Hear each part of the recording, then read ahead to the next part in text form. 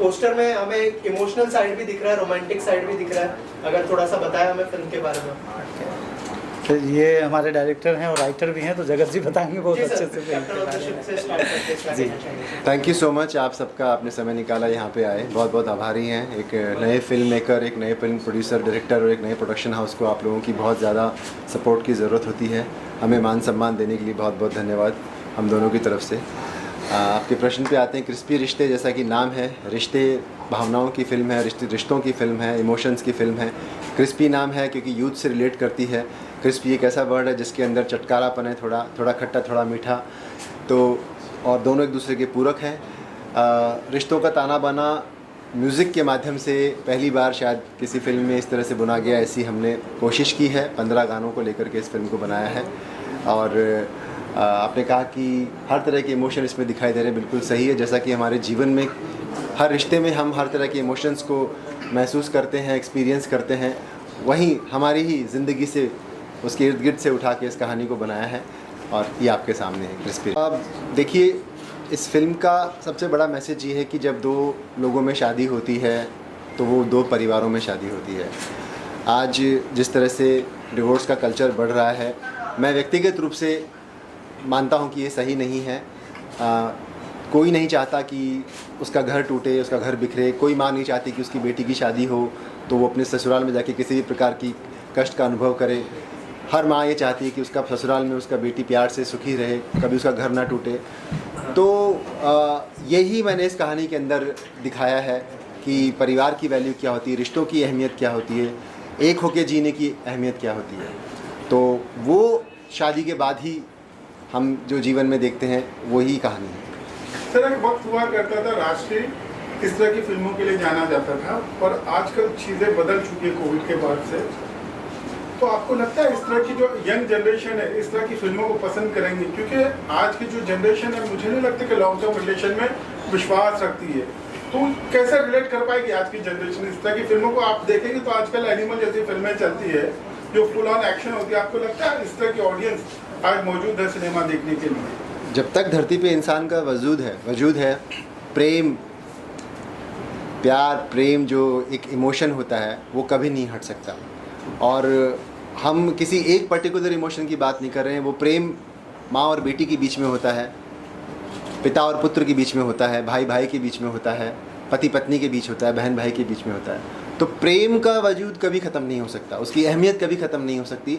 इस कम से कम कॉन्सेप्ट को कभी भी कोई टक्कर नहीं दे सकता। ये हमेशा हमेशा वर्क करेगा जब तक आपकी कहानी ऑडियंस से रिलेट करने की क्षमता रखती है, उनके अंदर वो जज्बात जगाने की क्षमता रखती है, उस कहानी को वो अपनी ज़िंदगी में कहीं ना कहीं देखने की वो रखते हैं, वो वर्क करेगा। वो ये फिल्म की शूटिंग का प्रोड्यूसर से पूछना चाहूँगा कि ये क्या देख के आपने फिल्म को बैक किया, मतलब आपको क्या इसमें प्लस पॉइंट दिखे?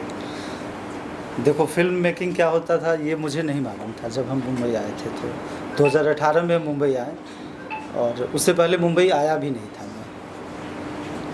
तो अगर ये पूछो कि इस कहानी में आपने क्या देखा, तो कहानी तो हम बहुत बाद में देख पाए थे, कहानी पढ़े भी नहीं थे। जब जगत जी ने मुझे कॉल किया था तो मैं अपने होम टाउन मुजफ्फरपुर, बिहार का एक छोटा सा शहर है मुजफ्फरपुर, वहाँ था मैं। मेरे एक दोस्त हैं जो मुझे मुंबई फिल्म इंडस्ट्री में लेके आए, आशीष नाम है उनका, अभी वो भी हमारे साथ यहाँ अवेलेबल हैं। तो हम दोनों, इन्होंने जब कॉल किया था तो उस समय सिर्फ इनकी बातों में जो कॉन्फिडेंस दिखा था, और मुझे मेरा बचपन का सपना था कि मुझे जाना है मुंबई, फिल्म इंडस्ट्री में जाना है। तो जो इनकी सच्चाई थी, ऑनेस्टी थी, बस वही खींच कर लाया था। और उसके बाद अपनी इसी फिल्म से हम फिल्म की मेकिंग, क्या फिल्म की शूटिंग कैसे होती है ना, फिल्में बनती कैसी है, क्या होता है उसके अंदर, कैसे कहानी लिखी जाती है, क्या इक्विपमेंट्स होता है, कितने टेक्निकल लोग होते हैं, इस हर चीज़ की जानकारी मुझे इस फिल्म की शूटिंग को देखकर ही पता चल पाया था। और सर, किसका आइडिया था कि जगत जी ही ये किरदार प्ले करेंगे? क्योंकि राइटर डायरेक्टर तो है ही, हाँ, लेकिन साथ में एक और एक जिम्मेदारी, लंबी जर्नी थी इनकी। प्रकाश झा जी के साथ भी रहे और भी लोगों के साथ इन्होंने काफ़ी दिनों से इंडस्ट्री में काम कर रहे थे। तो आप लोग तो शायद बेहतर समझ सकते हैं कि अगर कोई एक्टर बनने आया हुआ है किसी छोटे शहर से और उसका कोई फिल्मी बैकग्राउंड नहीं है, तो उसकी चाहत होती है कि हम एज एन लीड एक्टर अच्छी फिल्म करें। और यहाँ जो स्ट्रगल है एक नन फिल्मी आदमी के लिए वो ये फेस कर ही रहे थे। तो इन्होंने अपनी एक कहानी अपनी ज़िंदगी को देखते हुए, अपने स्ट्रगल को देखते हुए लिखा, और इनका खुद का भी चॉइस था और मुझे भी, क्योंकि मुझे तो एक तो नॉलेज भी नहीं था, दूसरा इनका जो कॉन्फिडेंस था। तो मुझे ऐसा लगा कि देखो हम भी नए हैं, तो अगर हम इनको कहें कि हम आपको लॉन्च कर रहे हैं, तो ये भी कह सकते थे कि प्रोड्यूसर को तो मैं ही लॉन्च कर रहा हूँ। तो हमारा बस इनके ऊपर जो भरोसा था ना, और हम नए तो नए के साथ ही चलना मुझे अच्छा लगा। और दूसरी बात, मैं एज एन एक्टर काफ़ी सालों से काम कर रहा था, और मेरा मानना ये है कि ये क्रिएटिव पर्सन के ऊपर जो अपन टैग लगा देते हैं कि नहीं ये राइटर है, ये डायरेक्टर है, ये एक्टर है, मुझे लगता है कि ये सब एक दूसरे के रूपक हैं, एक दूसरे के साथ हैंड इन ग्लव से लोग काम करते हैं। और मेरे लिए बहुत लंबे समय से एज एन एक्टर के साथ साथ में मैं जो फिल्में मैंने की है उसमें मैं हमेशा एक रुचि रखता था कि मेरे शॉट्स के बाद में हमेशा डायरेक्शन डिपार्टमेंट के इर्द गिर्द में रहता था, कैमरा डिपार्टमेंट के इर्द गिर्द रहता था। तो वो जो टेक्निकलिटीज़ है वो मैं लगातार सीखता चला जा रहा था। पर जैसा कि इन्होंने कहा कि मेरा जो सपना था वो मुझे पूरा होता नहीं दिखाई दे रहा था, तो मैंने अपनी खुद की कहानी लिखी। एक शॉर्ट फिल्म बनाने का पहले सोचा, उसमें एक गाना ऐड किया तो वो थोड़ी और बढ़ गई, 2 गाने आए तो और बढ़ गई। सागर जी मिल गए, सागर जी मेरे साथ थे, इनका पूरा कॉन्फिडेंस, इनका भरोसा इस प्रोजेक्ट में था, मुझ में था, और हम दोनों ने इसको एक्चुअल में प्रॉपर एक फीचर फिल्म के रूप में इसको डेवलप किया। क्योंकि कहानी मेरी ही लिखी हुई थी, तो मेरे लिए उसको समझना, उसको डायरेक्ट करना आसान था। मुश्किल काम है, लेकिन अच्छी टीम हो, अच्छा इंफ्रास्ट्रक्चर हो और अच्छा प्रोड्यूसर आपके साथ में जो आप पे भरोसा करता हो, तो मुझे लगता है कि ये संभव है। पहले भी बहुत लोगों ने किया, गुरुदत्त साहब ने किया है, राज कपूर साहब ने किया है, तो आपने अपने इनके जावेद साहब के बेटे जो हैं फरहान साहब करते हैं, बहुत अच्छे से करते हैं, तो क्यों नहीं कर सकते? आपको एक अच्छी टीम अगर मिले तो आप कर सकते हैं। मैं आगे भी करना चाहूँगा। 4-5 साल आपको निकल गया था। इसका जवाब मैं देना बस शुरू में ही मैंने बोला ना कि एक नया फिल्म प्रोड्यूसर था जो मुंबई आया ही नहीं था। फिल्म बनाना तो बहुत दूर की बात है, सपना ही था हमारे लिए, और ये तो थे ही यहाँ स्ट्रगल कर रहे थे। तो जब कोई 2 नए लोग आते हैं ना, तो आपको लगता है कि इस इंडस्ट्री में कोई उसका हाथ पकड़ लेता होगा बड़ा आसानी से? नहीं पकड़ता होगा ना। तो बस वो इसलिए लंबा समय लगा कि हम अपने आप को उस लेवल पे ला रहे थे, उस तरीके से हम अपने कंटेंट के ऊपर काम करते। क्योंकि जब हम लोग फिल्म बनाने का, जब हम आए थे मुंबई, गाना हमारा बन रहा था, सिंगर हमारी 15 गाने हैं और सारे बॉलीवुड के बहुत ही अच्छे सिंगर ने आवाज़ दिया है हमारी फिल्म के अंदर। श्रेया घोषाल जी, जुबिन नौटियाल, मोहित चौहान, पैपॉन के हमको तो याद आ गया, इतनी बार बोल चुका हूँ मैं ठीक है। तो एक्टर के लिए भी हम लोग स्ट्रगल कर रहे थे। आपको नहीं लगता सर 15 गाने बहुत ज़्यादा नहीं है?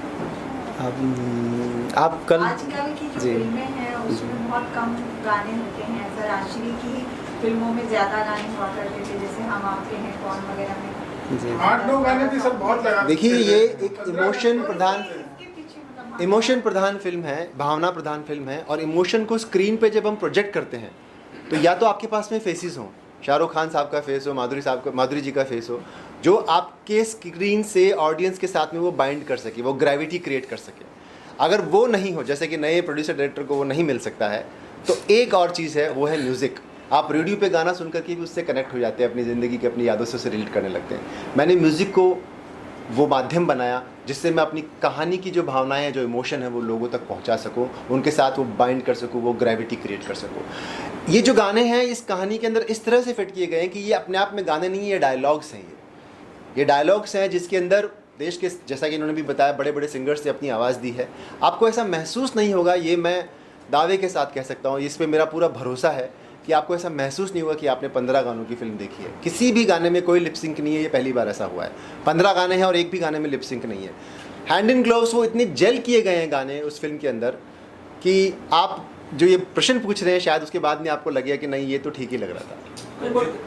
एवरेज अगर 4 मिनट भी पकड़ते हैं तो 15 गाने का मतलब 1 घंटे तो आपने सिर्फ गाने में निकाल दिया। 1 घंटा 5 मिनट, 1 घंटे 5 मिनट बचा कितना? 1 घंटे। मैंने कहा ना, ये गाने नहीं है, डायलॉग्स हैं। ये कहानी को आगे लेके जाते हैं, हर गाना कहानी को आगे लेके जाता है। आज रात 12 बजे जियो सिनेमा पे आ जाएगा। आप लोगों से बस यही रिक्वेस्ट है कि आप बड़े एक्टर की फिल्म तो बहुत आसानी से देखते हैं, पुराने प्रोडक्शन हाउस की फिल्म को भी बहुत चाव से देखते हैं। एक बार इस फिल्म को ज़रूर ईमानदारी से देखिएगा। इसलिए नहीं कि आप लोग प्रेस वाले हैं, मेरा पर्सनल रिक्वेस्ट इसलिए कि हमारी तरह आप भी हैं। और एक्चुअल मकसद क्या है? क्योंकि राजश्री प्रोडक्शन इसके लिए जाना जाता है, 7 गाने 8 गाने 10 गाने तक भी पहुँचते हैं, बट 15 इज एक्सट्रीम। तो ये कोई रिकॉर्ड ब्रेक करना एक मकसद नहीं, या सच में स्टोरी की डिमांड? कुछ तो नया करना था।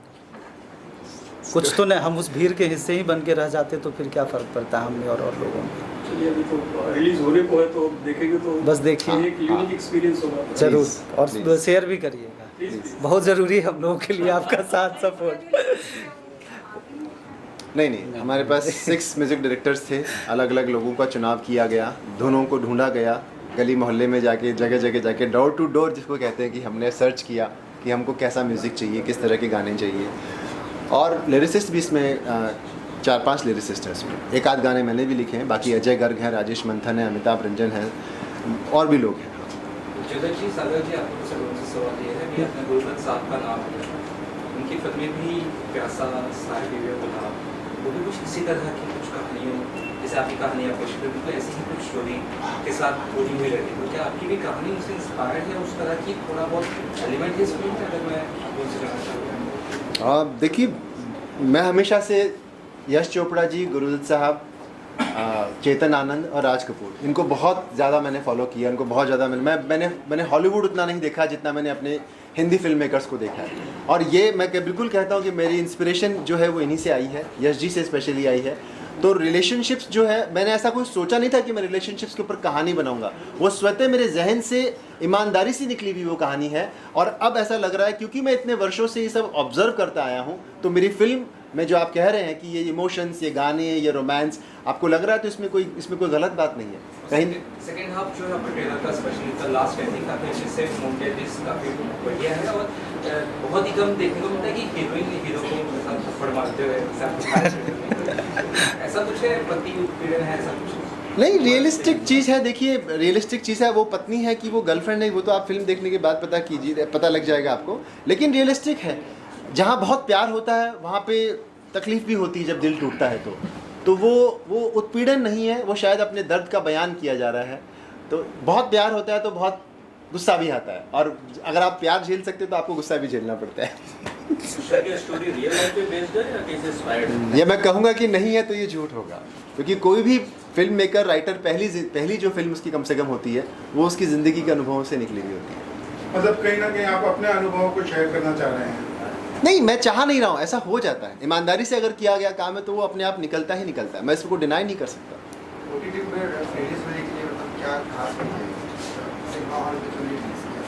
इसका जवाब सागर जी देंगे। हाँ, ये बहुत सही सवाल आपने किया है सर। जब हम फिल्म बनाने आए थे तो एक्टर नहीं मिल रहा था, जिसके पास जाते तो उनको यही डाउट होता था कि पता नहीं ये बना पाएगा या नहीं बना। दिखने में भी उतने हैंडसम थे नहीं हम, जो कोई मान जाता है हमारी बात। तो OTT पर लेकर इसलिए गए हैं सर कि जो फिल्म हमारी बनी है ना, वो कम से कम लोगों देख तो सके, क्योंकि सिनेमा हॉल में अगर हम रिलीज़ करते तो कोई नोन एक्टर नहीं था हमारे पास। हो सकता था 1 दिन के लिए लगे, 2 दिन के लिए लगता, और फिर हम कहाँ लेके घूमते उसको दिखाने के लिए। तो इस फिल्म को बनाने का मकसद ये नहीं था कि हम बहुत पैसा कमा लें। इस फिल्म को बनाने का मकसद सिर्फ ये था कि फिल्म इंडस्ट्री में एक नन फिल्मी आदमी आकर भी काम कर सकता है और अपनी पहचान बना सकता है। तो उसी मकसद से हम आए हुए थे, इसलिए OTT पे रखे कि आज नहीं 5 साल बाद भी कभी आप फुर्सत में होंगे तो देख तो लेंगे ना।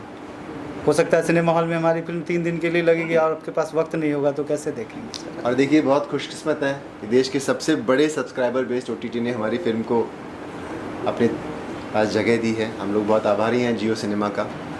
आई थिंक जो हुआ वो अच्छा ही हुआ, अच्छा ही हो रहा है। म्यूज़िक के लिए कोई खास मैसेज है इस फिल्म के? जी सॉरी, औरतों के लिए कोई खास मैसेज है इस फिल्म के? बिल्कुल। अपने घर को कैसे एक लड़की शादी के बाद में किसी भी हालत में टूटने नहीं देती, वही हमने इस फिल्म में दिखाया है कि संगठन में ही शक्ति है, एकता में ही प्रेम है, उसको टूटने नहीं देना। हमारी जो कल्चर, हमारी वैल्यूज़ हैं, हमारे भारतीय संस्कृति की, वो इस फिल्म में दिखाई देगी। हर औरत इस फिल्म की जो एक्ट्रेस है अंजलि, उसमें अपनी बेटी को देखेगी। हर अंजलि इस फिल्म के जो एक्टर हैं करण, उसमें अपने पति को देखेंगे। हर करण इस फिल्म की जो हीरोइन अंजलि, उसमें अपनी पत्नी को देखे। तो ये रिलेशनशिप्स जो है वो रिलेट करेंगे, ना सिर्फ औरतें बल्कि हर वो व्यक्ति जो देख रहा है। आप एक पिता हैं, आपकी बेटी होगी, ससुराल में होगी, आप उस चीज़ से रिलेट कर पाएंगे। जी, आजकल से जो बढ़ते हुए डाइवोर्स रेट्स है, क्या उस पर भी कहीं ना कहीं पर चोट पहुंचाएगी या एक अच्छा मैसेज देगी? चोट तो किसी को नहीं पहुंचा सकते क्योंकि ये एक बहुत ही व्यक्तिगत मामला है, बट मैसेज अपनी बात को रख सकते हैं। मैंने कहा ना, व्यक्तिगत रूप से मैं ये समझता हूँ कि डिवोर्स जो होते हैं वो बड़े दुखदाई होते हैं। किसी को भी डिवोर्स लेकर के ऐसा नहीं कोई शादी सोच के करता कि मैं डिवोर्स लूँगा, वो बड़ा तकलीफ़ वाला एक हिस्सा होता है जीवन का, जो जिस पे भी बीतती वो जानते हैं। मैं मुझे लगता है कि इस तकलीफ़ को मैंने इस फिल्म के जरिए बयां किया है, और मैंने वकालत की है इस बात की कि हाँ, संगठन में ही शक्ति है, प्रेम और साथ जो है उससे अच्छा कुछ और हो नहीं सकता। सर, ये नाम का आइडिया आपको कहाँ से आया? रिश्ते पहले आ चुकी हैं जी, ये रिलेशनशिप्स की कहानी है, तो रिश्ते तो होना ही था, और क्योंकि यूथ को रिलेट करती है, और क्रिस्पी वर्ड जो है उसके अंदर वो चटपटापन है, वो नमकीन है, वो थोड़ा मीठा है, तो क्रिस्पी और रिश्ते एक दूसरे के पूरक भी हैं, एक दूसरे के साथ तालमेल बड़ा अच्छा बिठाते हैं, इसलिए क्रिस्पी रिश्ते नाम। इसमें कुछ न्यूमरोलॉजी है, के लगाया आपने क्रिस्पी में समथिंग या हाँ जी सागर जी बताइए। हाँ, थोड़ा बहुत मानते हैं हम इन सब चीज़ों को, तो न्यूमरोलॉजी न्यूमरोलॉजी को मानते हैं, तो इस वजह से के लगाया। मैंने ही सजेस्ट किया था इनको, सी था, मैं तो सी लेके ही चला सी था, लेकर चल रहे थे, बट हमने के लगाया उसमें। क्योंकि एकता जी भी एक जमाने में के ही फॉलो हो रहे थे। हाँ, बट हमने तो बस दिल्ली हम गए हुए थे, और मेरे कोई फ्रेंड थे चिंतक ने कहा कि भाई के कर लो, के कर लो, तो फिर उन्होंने पता नहीं उनको शायद जानकारी हो, क्योंकि उस समय ये था कि जो बताते थे लोग कि ये करो इससे अच्छा हो जाएगा, तो बस करते चले गए। अच्छा, एक दूसरा इंटरेस्टिंग क्वेश्चन है कि फिल्म मेकिंग अब तो आपकी रिलीज हो रही है और मेकिंग भी आपने कर लिया है, मेकिंग में या रिलीजिंग में सबसे टफ आपको अभी तक क्या लगा? फिल्म बना लेना या उसको रिलीज करना? रिलीज़ करना सबसे टफ काम। देखिए, ये सवाल किससे किया जा रहा है ये डिपेंड करता है। अगर आप प्रोड्यूसर से करेंगे तो वो कहेंगे कि रिलीज करना है, लेकिन आप डायरेक्टर को कहेंगे तो वो कहेगा नहीं भाई मेकिंग अच्छी होनी चाहिए, मेकिंग बड़ी मुश्किल होती है, मेकिंग बहुत सावधानी से करनी पड़ती है। मुश्किल है, लेकिन वो मुश्किल को पार किया जा सकता है। रिलीज एक ऐसा सब्जेक्ट है ना जो अपने आप में अजीब सा उलझन है वहाँ पर, क्योंकि मेकिंग में आप पूरा पैसा लगाते हैं और उस पैसे का रिकवरी होना बहुत ज़रूरी है। अगर ये OTT का ऑप्शन नहीं आया होता जी, तो आप रिलीजिंग या इंडियन सिनेमा को कहाँ देखते हैं फिर छोटे प्रोड्यूसर के लिए?